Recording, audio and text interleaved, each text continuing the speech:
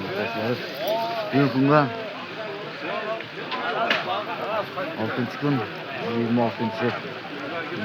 26-aprel 2026 yil Noqotrayi Noqarash Qaravash rayonining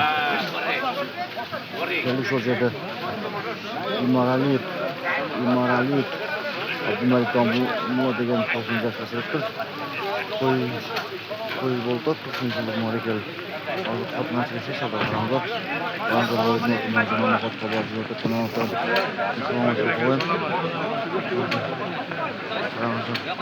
Baranzorga kishilik omonchilik